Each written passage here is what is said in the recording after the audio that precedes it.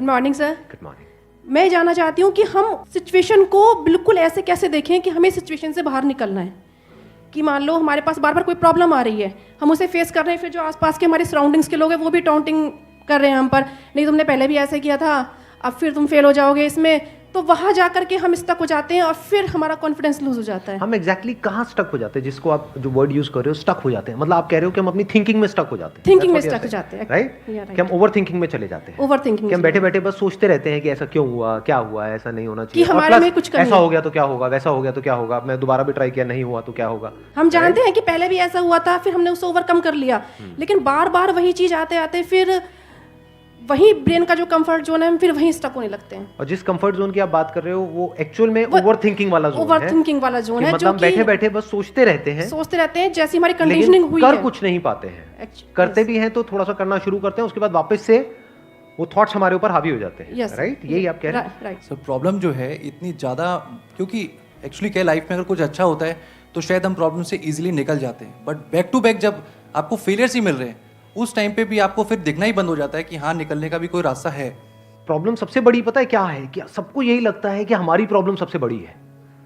अगर यहां पर मैं एक एक करके सबको बोलूं कि आप बताओ कि आपकी लाइफ में क्या क्या प्रॉब्लम्स आई या अभी क्या प्रॉब्लम्स चल रही है, तो आई एम श्योर कोई सोच भी नहीं सकता कि अच्छा ऐसी प्रॉब्लम्स भी कोई फेस कर सकता है क्या। तो इन प्रॉब्लम्स के बावजूद भी कुछ लोग आगे बढ़ पाते हैं, कुछ नहीं बढ़ पाते हैं। That is the big question कि एग्जैक्टली हम स्टक कहां पर होते हैं। क्या हम एक्चुअल में लाइफ में प्रॉब्लम्स में फंसते हैं या उन प्रॉब्लम्स को लेकर के जो हमारी थिंकिंग है वहां फंसते हैं? सबसे पहले ये चीज हमको क्लियर होना चाहिए। तो जो हम कह रहे हैं फंस गए हैं, हम एक्चुअल में प्रॉब्लम्स में नहीं फंसे हैं, क्योंकि प्रॉब्लम्स तो सबकी लाइफ में है।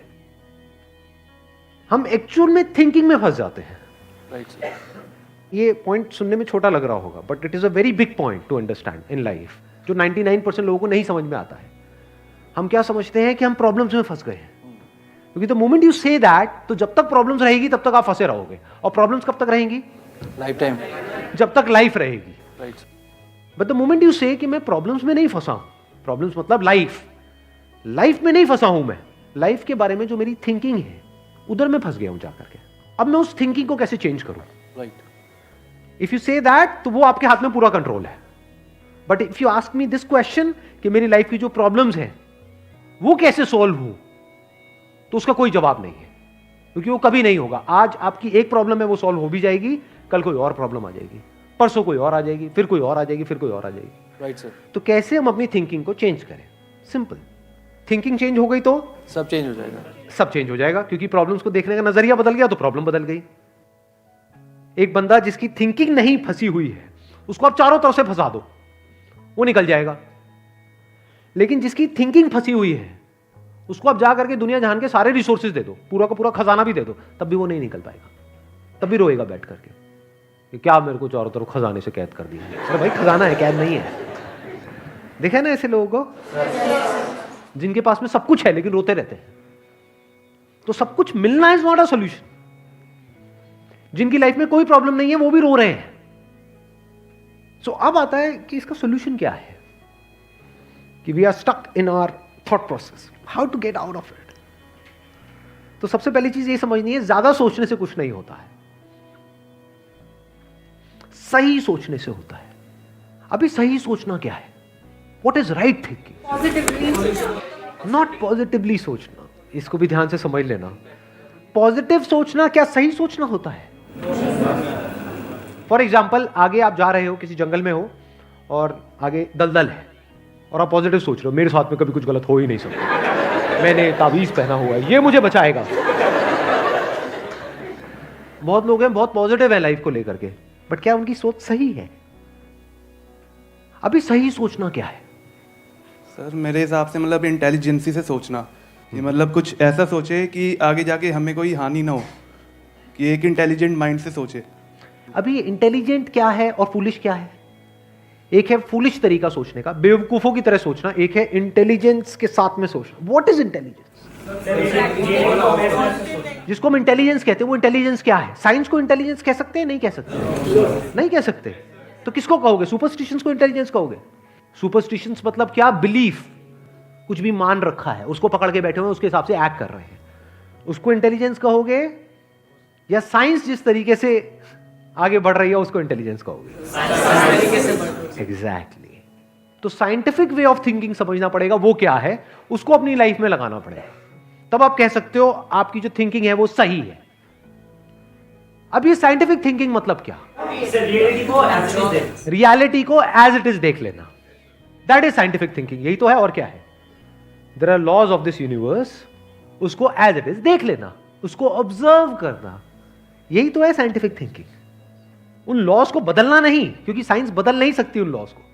लॉ ऑफ ग्रेविटी को साइंस बदल नहीं सकती है, उस लॉ को समझ करके उसके हिसाब से एक्ट कर सकती है। इसी साइंटिफिक थिंकिंग को अगर हमको अपनी लाइफ में लगाना हो तो इसका मतलब क्या? एक थिंकिंग हो सकती है लाइफ से रिलेटेड, जो भी आपके दिमाग में कचरा भरा पड़ा है बचपन से लेकर के आज तक, जैसा आपको समझाया गया है लाइफ के बारे में। किसने समझाया है? वो लोग जो खुद नहीं समझते, लाइफ के बारे में अपने अपने बिलीव्स बनाए हुए हैं, अपने अपने स्टैंड पॉइंट से लाइफ को देख रहे हैं। फॉर एग्जाम्पल, कोई हिंदू है तो एक तरीके से लाइफ को देख रहा है, कोई मुस्लिम है तो अलग तरीके से लाइफ को देख रहा है, क्रिश्चियन है तो अलग तरीके से देख रहा है। क्या सही है इन तीनों में से? क्या तीनों को सही थिंकिंग कह सकते हैं? ना, क्योंकि आपस में लड़ झगड़ रहे हैं। साइंस में कोई लड़ाई झगड़ा होता है? अगर मैं किसी साइंटिफिक फैक्ट के बारे में बात करूंगा, क्या कोई हिंदू, मुस्लिम, क्रिश्चियन आकर के आपस में लड़ सकते हैं? नहीं। तो ये सही थिंकिंग है।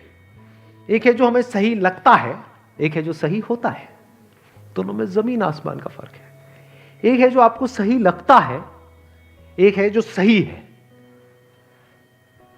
तो साइंटिफिक थिंकिंग का मतलब क्या, अगर इसको हमको लाइफ में लगाना हो तो, यानी लाइफ को आप एज इट इज देखो, ऑब्जर्व करो, फिर उसके बारे में सोचो। This is scientific thinking. और ये जो फंडा जिसकी मैं बात कर रहा हूं, इसको आप लाइफ के किसी भी एस्पेक्ट में लगा सकते हो। इसको बिजनेस में लगा सकते हो, इसको जॉब में लगा सकते हो, इसको रिलेशनशिप में लगा सकते हो, इसको हेल्थ में लगा सकते हो। बिजनेस क्या है अगर रियलिटी को एज इट इज देखना नहीं है तो? अब ये जो आपने कहा कि बिजनेस में सब झूठे भरे पड़े हैं, क्या ये सच है या आपका अपना एक स्टैंड पॉइंट है? अभी इन्होंने बोला कि बिजनेस में सब झूठे भरे पड़े हैं। अभी ऐसे ही यहाँ पे मैं अलग अलग लोगों से अलग अलग बातें पूछूंगा ना, तो सब बड़े कॉन्फिडेंस से बोलेंगे, as if they know it for sure. जैसे मैं पूछूंगा, हाँ भाई यहाँ पे किसी मेल का किसी का ब्रेकअप हुआ होगा, तो सारी लड़कियां ऐसी होती हैं, सब धोखेबाज हैं। ऐसे ही कोई लड़की से पूछूंगा, वो आकर के बोल देगी, सर ये तो मर्द जात तो है ही ऐसी, इससे कुछ हो ही नहीं सकता। क्या ये सच है या आपका अपना एक स्टैंड पॉइंट है, अपना आपका एक बिलीफ है? तो ध्यान से समझ लेना, इसका जो सबसे पहला स्टेप है वो है अंदर जो भी कुछ पड़ा हुआ है आपके, जो भी आपने मान रखा है उसको छोड़ दिया। अब आप हल्के फुल्के हो गए, अब एज इट इज देखा लाइफ को, लाइफ को ऑब्जर्व किया as life, not my life. For example, anger, क्या एंगर आपका है? बट आप एंगर का सोल्यूशन कैसे निकालते हो? मुझे गुस्सा आता है, मुझे गुस्सा नहीं करना है। कभी भी आप एंगर का ऐसे सोल्यूशन निकाल ही नहीं सकते। सिर्फ आपको आता है गुस्सा या सबको आता है? सबको आता है। तो क्या एंगर सिर्फ आपकी प्रॉब्लम है या एंगर एक लाइफ की प्रॉब्लम है? Fear, if you can look at fear, not your fear और माई फियर, फियर, डर है ना, वो डर क्या है? Can you look at it? इसको बोलते हैं साइंटिफिकली चीजों को देखना। रिलेशनशिप, नॉट माई रिलेशनशिप और योर रिलेशनशिप, रिलेशनशिप। तो इस तरह से जब हम चीजों को देखते हैं ना, not from a subjective point of view but from an objective point of view, जैसे एक साइंटिस्ट देखता है, जैसे एक साइंटिस्ट ऑब्जर्व करता है, वहां पे ना खुश हुआ जाता है, ना परेशान हुआ जाता है, ना पॉजिटिव हुआ जाता है, ना नेगेटिव हुआ जाता है।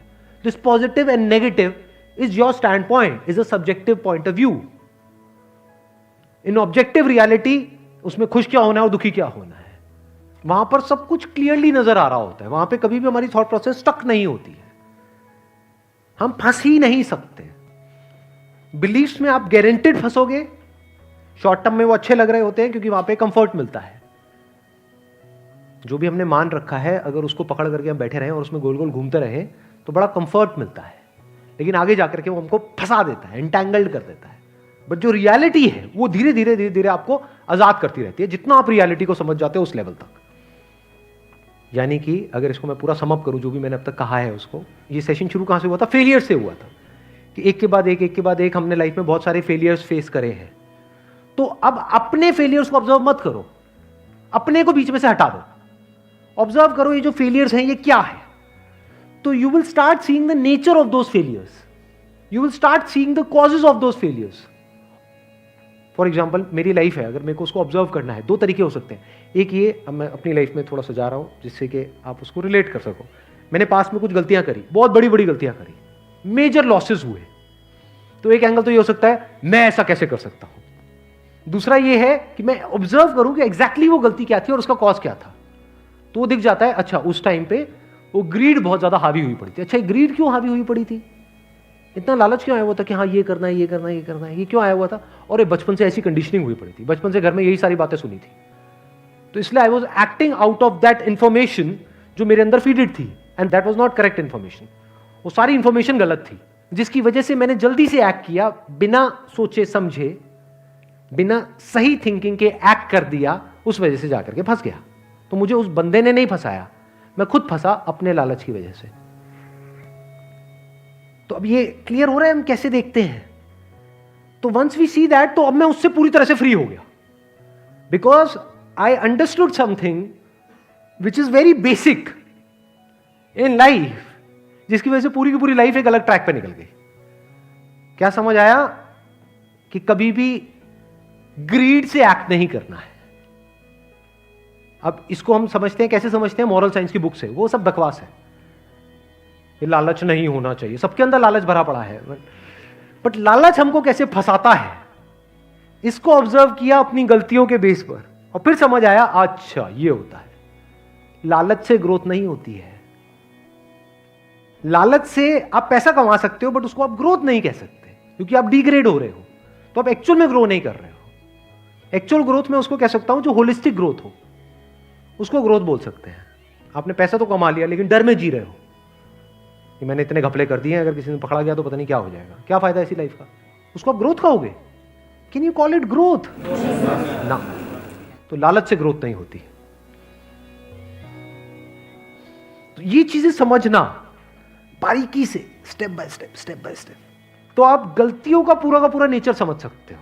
The nature of mistakes, the kinds of mistakes, the types of mistakes, और उनके कॉजेस क्या होते हैं। और जैसे ही हमको ये सब समझ आ जाता है और साफ दिखने लग जाता है, तो वो गलतियां होनी हमसे बंद हो जाती हैं। और जितनी भी गलतियां हो सकती हैं, उन सबके अगर नेचर समझ आ जाते हैं, तो गलतियां होने की पॉसिबिलिटी फ्यूचर में ऑलमोस्ट खत्म हो जाती है। प्लस जब समझ आ गई है उसकी रियलिटी, तो वहां पे ओवर थिंकिंग के लिए जगह नहीं होती है, अपन थिंकिंग में स्टक नहीं होते हैं। Wish you all the very best, thank you so much for coming.